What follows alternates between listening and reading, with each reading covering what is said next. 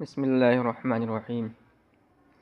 آج ہم فارسی کی دوسری کتاب کے چھٹے سبق کا آغاز کرتے ہیں۔ تو آج کا ہمارا سبق ہے سیر باغ و حش،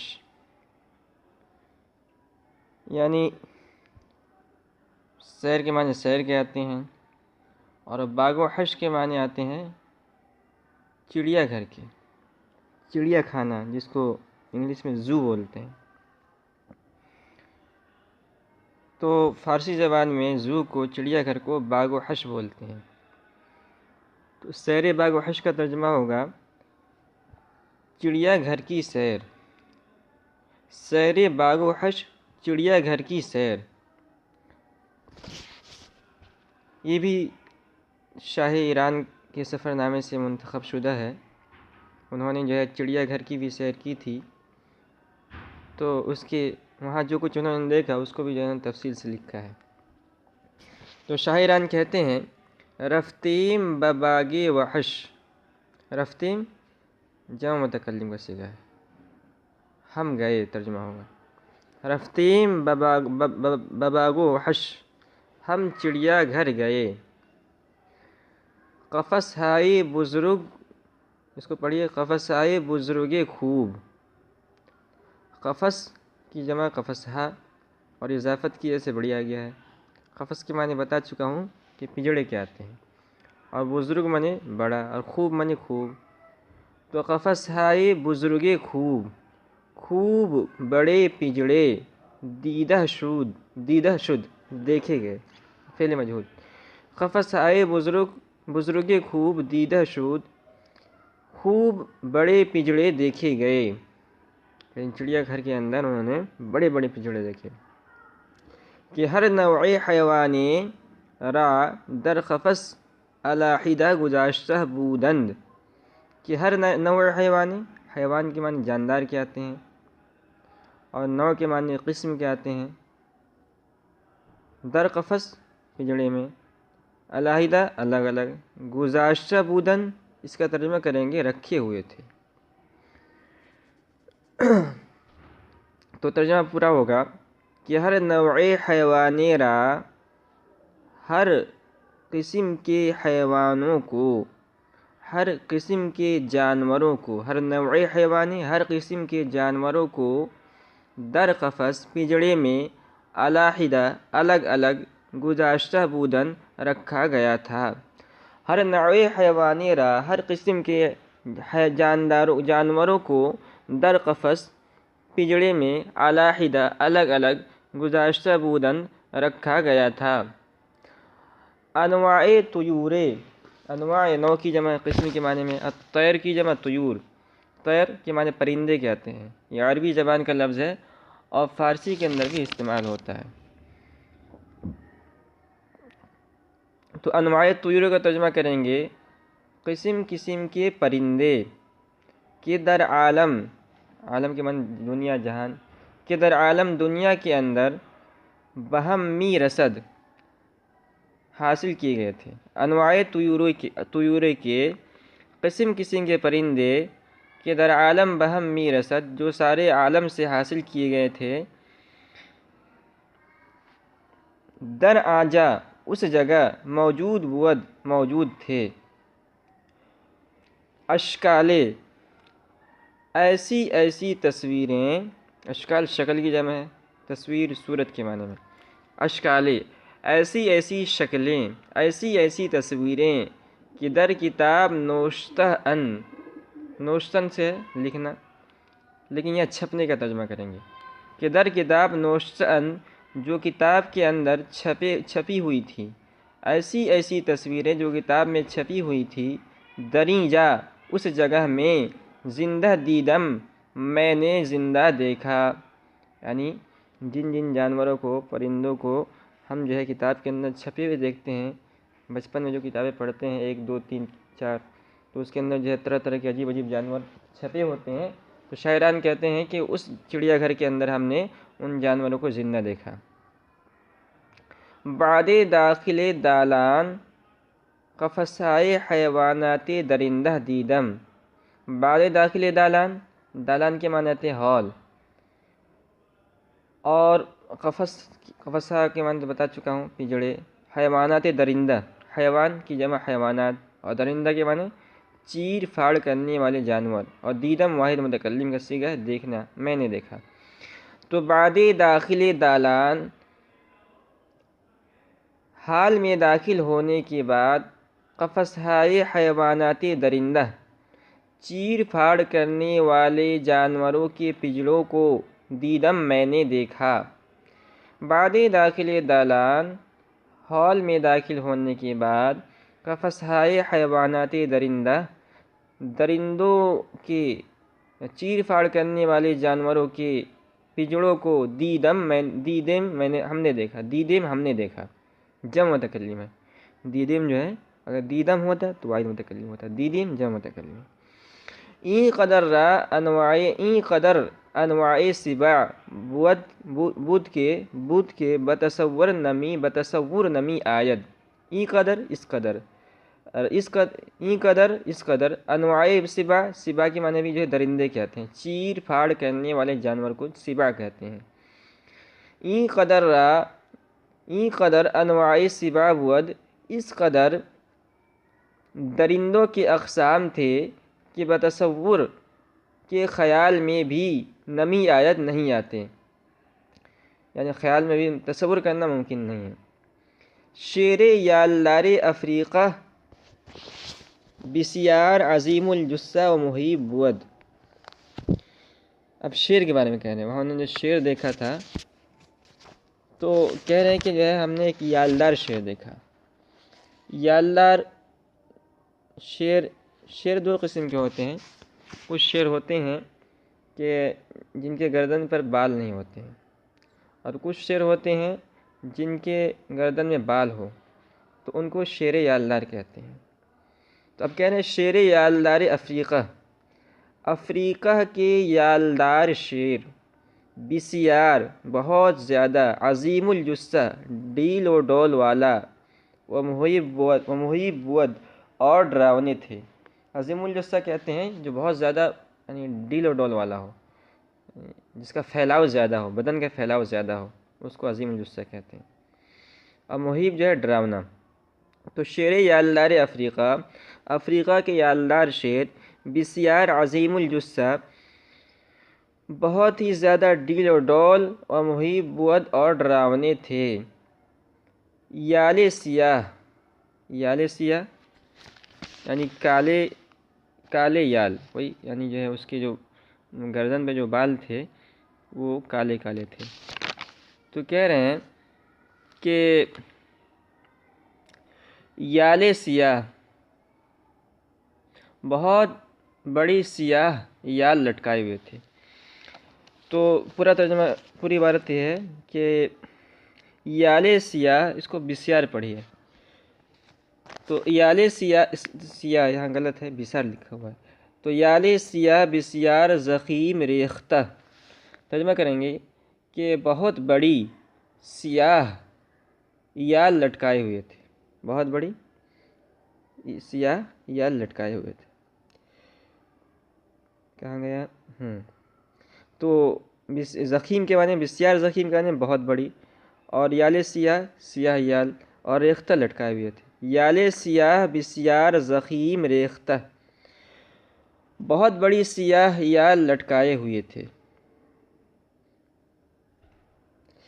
سرش بقدر سر فیل، سر کے معنی سر کی آتی ہیں، اور شین ضمیر ہے جو شیر کی طرف راجع ہے، اور بقدر کے معنی برابر، اور فیل کے معنی ہاتھی، بلکہ بزرگ تر معنی اس سے بھی بڑا۔ سرش، اس کا سر، اس شیر کا سر، بقدر سر فیل، ہاتھی کے سر کے برابر، بلکہ بزرگ تر، بلکہ اس سے بھی بڑا تھا، یعنی اس شیر کا سر جو ہے ہاتھی سے بھی بڑا تھا۔ چشم ہائے دریدہ، اس کی پھٹی آنکھیں، اس کی آنکھیں جو بڑی بڑی کھلی ہوئی تھی، اس کی پھٹی آنکھیں، خیل مہیب، بہت ہی ڈراونے تھے۔ بدن خوش شکل مثل مخمل، اس کا بدن خوبصورت تھا مخمل کی طرح، یعنی جو ہے اس کا جو بدن تھا وہ جو ہے بہت ہی خوبصورت تھا، اور اس بدن کے پر جو بال تھے بالکل مخمل کی طرح معلوم ہو رہے تھے۔ شیربان، شیر کے معنی آتے ہیں شیر کا محافظ، جو شیر کی دیکھ ریکھ کرتا ہے۔ شیربان گوشت بلند می کرد، شیر کا محافظ گوشت کو بلند کرتا تھا، یعنی گوشت شیر کو کھلانے کے لیے جب جو ہے گوشت کو اونچا اچھالتا تھا تو او بلند می شد، تو وہ بھی یعنی شیر بھی بلند می شد جو ہے بلند ہو جاتا تھا، یعنی جو ہے وہ لپک کر جو ہے کود کر جو ہے اس کو اپنے منہ کے اندر کیچ کر لیتا تھا۔ کہتے ہیں من مائل بودم، میرا من مائل ہوا کہ مدت کہ ایک لمبی مدت تک، ایک لمبے وقت تک، تماشائے این شیر، اس شیر کے تماشے کو بکنم دیکھتا رہوں۔ تو کہہ رہے ہیں شاعران کے جو اتنا اچھا منظر تھا کہ میں شیر کے منظر کو دیکھوں، جو شیربان گوشت اچھال رہا ہے اور شیر لپک رہا ہے، اور جو ہے عجیب عجیب جو ہے یعنی مختلف قسم کے شیر تھے، یہ سارے منظروں کو میں بہت جو ہے مدت تک کھڑا ہو کر وہاں دیکھتا رہوں، لیکن وہاں اتنا رش تھا اور اتنی بھیڑ تھی کہ ممکن نہ تھا۔ وہی کہہ رہے من مائل بودم، میرا دل چاہ رہا تھا کہ مدت کہ دیر تک تماشائے این شیر، ان شیروں کے تماشے کو بکنم دیکھتا رہوں۔ ولے، لیکن، ولے یہ فارسی زبان کے لفظ ہے، لیکن ترجمہ کریں گے ولے مگر از ہجوم مردم، مگر ولے از ہجوم مردم تماشا چی ممکن نبود، لیکن تماشا چی تماشا دیکھنے والے، لیکن تماشا دیکھنے والے لوگوں، مردم لوگوں، ولے از ہجوم مردم تماشا چی، لیکن تماشا دیکھنے والے لوگوں کی ہجوم، یعنی ہجوم کا ترجمہ بھیڑ بھی کر سکتے ہیں، لیکن تماشا دیکھنے والے لوگوں کی بھیڑ کی وجہ سے ممکن نہ تھا۔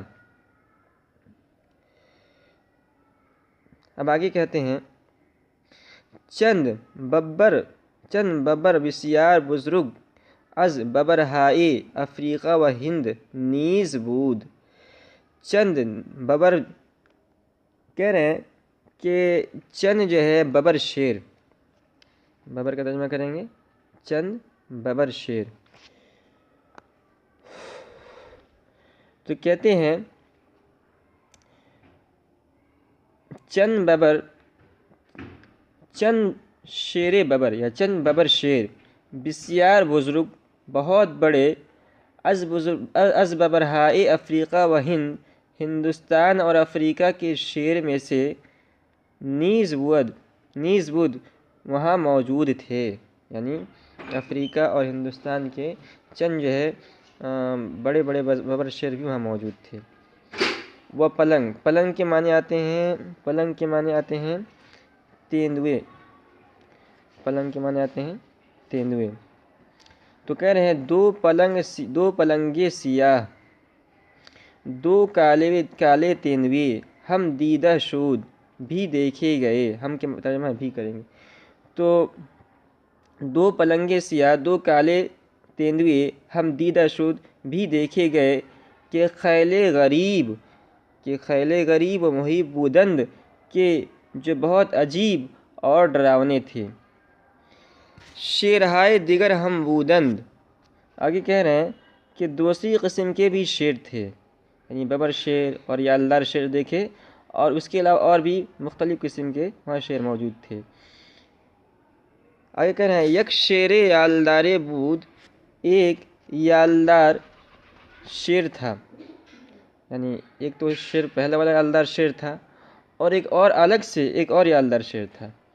ایک شیر یالدار بود، ایک اور شیر یالدار تھا، اما کا ترجمہ کریں گے لیکن ہنوز یالش، لیکن اس کے یال ابھی تک، اما لیکن ہنوز ابھی تک یالش، اس کی یال مثل دو شیر اولین، پہلے والے دو شیروں کی طرح، نہ شدہ بود کی طرح نہیں تھا، یعنی جو ہے پہلے جو 2 شیر ہم نے دیکھے تھے ان کے گردن کے بال بڑے بڑے تھے، تو یہ جو دوسرا والا شیر تھا بعد میں جو ہم نے ابھی دیکھا وہ بھی یالدار شیر تھا، لیکن اس کے بال جو ہے اتنے بڑے بڑے نہیں تھے، اس کے یال اتنے بڑے بڑے نہیں تھے۔ شیر مادہ، شیر مادہ یعنی شیرنی، شیر مادہ ہمبود ایک شیرنی بھی تھی، ایک شیرنی بھی تھی کہ چند بچے شیر، یہ فارسی میں بچہ ہی پڑھتے ہیں، چند بچے شیر کہ چند شیر کے بچے کو ہما جا اس جگہ زائدہ اس نے جنا تھا۔ شیر مادہ ہمبود ایک شیرنی بھی تھی کہ چند بچے شیر کہ چند شیر کے بچے کو ہما جا اس جگہ زائدہ اس نے جنا تھا۔ بچہ ہائش، بچہ کی جگہ بچہ ہا، اور اس میں جو ہے شین ضمیر ہے کہ اور اس کے بچے، بچہ ہائش اور اس کے بچے بزرگ شدہ بودن بڑے ہو گئے تھے، یعنی جو ہے شیرنی نے جو بچہ جنا تھا وہ بچے بڑے ہونے لگے تھے۔ اب آگے کہہ رہے ہیں کہ پلنگے زیاد، زیاد زیادہ، اور پلنگ کا ترجمہ جو ہے تیندوے۔ تو اب ترجمہ کریں گے پلنگے زیاد کا کہ جو ہے زیادہ تیندوے، پلنگے زیاد کیا ترجمہ کریں گے؟ زیادہ تیندوے۔ اب اس کے بعد جو ہے نا یوز ہائے مختلف، یہ الگ جملہ ہے۔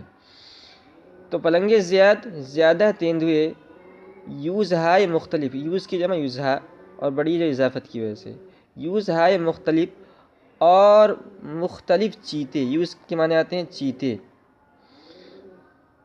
اور اس کے بعد ہے کفتار ہا، کفتار کی جمع کفتار ہا، کفتار کہتے ہیں بجو کو، یہ ایک بڑا جانور ہوتا ہے بجو، بہت ہی خطرناک جانور ہوتا ہے۔ کفتار ہائے عجیب الخلقت، تو ترجمہ کریں گے عجیب الخلقت بجو۔ اگر آپ بجو کو دیکھنا چاہتے ہیں تو آپ جو ہے گوگل پہ جائیے اور وہاں اردو کے اندر ہی بجو کا لفظ ٹائپ کیجیے، تو وہاں آپ کو جو ہے بجو کتنا عجیب جانور ہوتا ہے وہ نظر آ جائے گا۔ تو کہہ رہے ہیں کفتار ہائے عجیب الخلقت، عجیب الخلقت بجو کی صدا ہائے غریب می کردن، صدا کے معنی آواز، اسی کی جمع صدا ہا، کہ صدا ہائے غریب می کردن عجیب آواز نکال رہے تھے، یعنی بجو جو ہے وہ عجیب، بجو اور اسی طرح تیندوے وہ سب جو ہے عجیب آواز نکال رہے تھے۔ میمونہا، میمون کے معنی بندر کیا آتے ہیں، اس کی جمع میمونہا، میمونہا مختلف وغیرہ، کہہ رہے ہیں کہ مختلف بندر وغیرہ، یعنی بندر بھی جو ہے مختلف قسم کے تھے، مختلف بندر وغیرہ، ہم تمام انواع حیوانات جانوروں کی اقسام دیدہ شود دیکھے۔ میمونہائے مختلف بندروں وغیرہ اور وغیرہ، ہم انواع حیوانات دیگر حیوانات کی اقسام دیدہ شود دیکھے۔ دو فیل ہم بودن، فیل کے معنی ہاتھی کہتے ہیں، تو کہہ رہے ہیں دو فیل ہم بودن، 2 ہاتھی بھی دیکھے۔ یکے بسیار بزرگ، ایک بہت بڑا تھا، کہ ہندی بود جو ہندوستانی تھا، یعنی 2 ہاتھیوں میں سے ایک ہاتھی ہندوستانی تھا۔ دیگر از افریقہ، اور دوسرا جو ہے افریقہ سے تھا، یعنی افریقہ کا ہاتھی تھا۔ فیل افریقہ بسیار تفاوت با فیل ہند داشت، کہہ رہے ہیں کہ افریقہ کا ہاتھی بسیار تفاوت بہت بڑا فرق رکھتا ہے، داشت رکھتا ہے، با فیل ہندوستان کے ہاتھی سے، یعنی جو ہے ہندوستانی ہاتھی اور افریقہ کے ہاتھی کے درمیان بہت بڑا فرق ہے۔ فیل افریقہ، افریقہ کا ہاتھی بسیار تفاوت بہت زیادہ فرق، با فیل ہندوستان کے ہاتھی سے داشت رکھتا ہے۔ گوشہائے خیل بزرگ تر و پہن تر بود، کہہ رہے ہیں گوشہائے، گوشت کی جمع، گوشت کے معنی جو آتے ہیں فارسی میں کان کے، گوشہائش اور شین ضمیر ہے جو ہاتھی کی طرف راجع ہے، افریقی ہاتھی کی طرف۔ گوشہائش اس کے کان، خیل بزرگ بہت چوڑے بہت بڑے، خیل بزرگ بہت بڑے، خیل بزرگ تر بہت بڑے، و پہن تر بود اور بہت چوڑے تھے۔ تو پہن بزرگ تر کے معنی بہت بڑے، اور پہن تر کے معنی بہت چوڑے۔ تو افریقی ہاتھی کے جو کان تھے وہ جو ہے بہت بڑے بھی تھے اور بہت چوڑے بھی تھے۔ آج کا سبق ہم جو ہے یہیں ختم کرتے ہیں، اور جو ہے اگلے سبق کے اندر ہم گاؤ میش کہتے ہیں بھینس کو، تو ہم جو ہے وہاں سے اگلا سبق شروع کریں گے۔ آپ کو ہمارا سلسلہ کیسا لگا آپ ضرور بتائیں، اور اگر کوئی بات سمجھ میں نہ آئے، کسی لفظ کا ترجمہ یا کوئی لفظ سمجھ میں نہ آئے، تو آپ ہم سے پوچھ سکتے ہیں۔